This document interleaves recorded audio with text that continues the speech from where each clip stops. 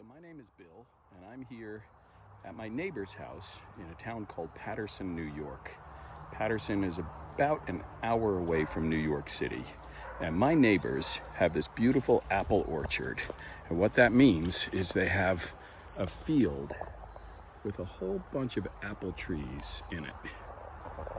And this year, they have so many apples growing in their orchard that they decided they wanted to share some with your school. So I'm at their house picking the apples from the apple trees, and then I'm going to drive them down and deliver them to your school so you can taste what apples taste like straight from the apple tree, from the farm. So if you've never picked apples before, this is what the apple orchard looks like. There's a lot of trees, and they're not very tall. They're low trees, and they have lots and lots of apples on them this year. This year is a very good year for apples. Now, the low apples like this are easy to just pick with your hand. You just reach up, grab the apple, and just pull it. There you go. That's an apple. Another one, just pick it like that. But if the apples are high up in the tree, then you can use a picker pole. So this here, I'm putting all the apples in the wheelbarrow, and this here is a picker pole. And what you do, it's got a little cushion in it so that apples don't get hurt. You can reach this up into the tree and just grab the apple and just give a little pull. Whoop, drop that one and that one. There you go, like that, into here. And then you just drop it into the wheelbarrow like that. So what I'm gonna do is I'm just gonna pick them by hand. Just give it a little twist, a little pull, and drop it into the wheelbarrow. Let's see if I can do that a little bit more clearly. Here we go. Where's that apple there? Just reach up, give it a little pull, and then just drop it into the wheelbarrow. And there's my son, my wife, there's our friends, there's the apple trees, and there's my truck that I'm going to put all the apples into to bring to you.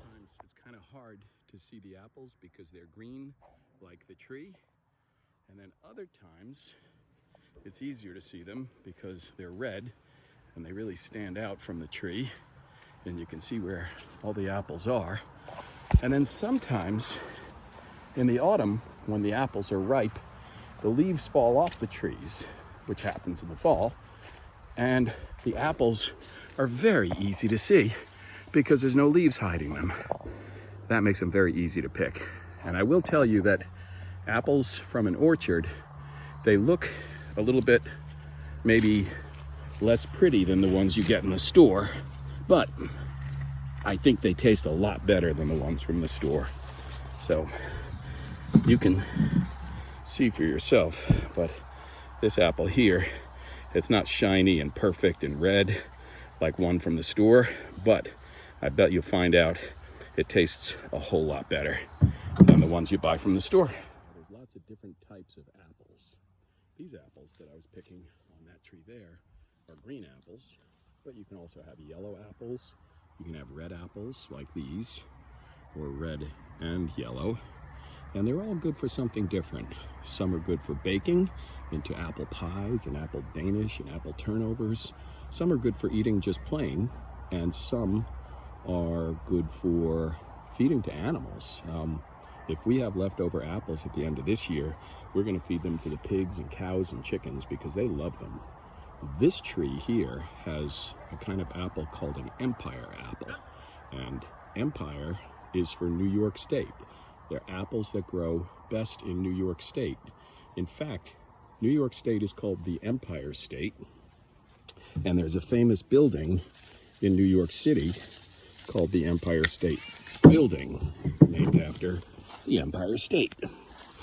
So these are Empire apples, and these are good for almost anything. They're good for just cooking and eating. They're good for eating raw just from the tree. Oh, look at that, little bird's nest. the bird's nest in the tree. Well, I'm not going to bother that bird's nest, but I'll pick around it. Now, one thing you don't know about apples, or you might not know, is when you pick an apple, it's kind of dull looking. But if you take it and you rub it against, oh, there's Harry. Hey, Harry. And you rub it against cloth, like your shorts or your shirt or a towel or something like that, it gets nice and shiny. You see how shiny that is? That's just from rubbing it, because there's a natural wax in the skin of an apple, which is a very healthy part, the skin. Now let's see how this one tastes. Let's see.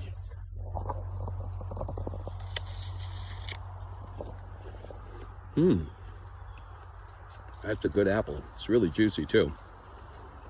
Well, I hope you enjoy them.